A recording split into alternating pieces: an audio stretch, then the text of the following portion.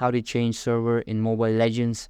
Hey guys, in today's video, I'm going to show you how to change the server in Mobile Legends. It's super easy. So make sure to watch this video till the end and let's get started. First, open the Mobile Legends app on your phone. Now tap on your profile icon located at the top left corner of the screen. Next, tap on the Account tab. You'll find it at the bottom right of your profile screen. Once you're inside the Account section, look to the right side and you'll see an option that says Switch Server. Tap on Switch Server and a list of available servers will appear. Select the server you want to switch to, then tap on Switch Server again. You'll get a message saying Server Switch Successful. Please restart the game. So now, just close the game completely, reopen it, and your server will be changed.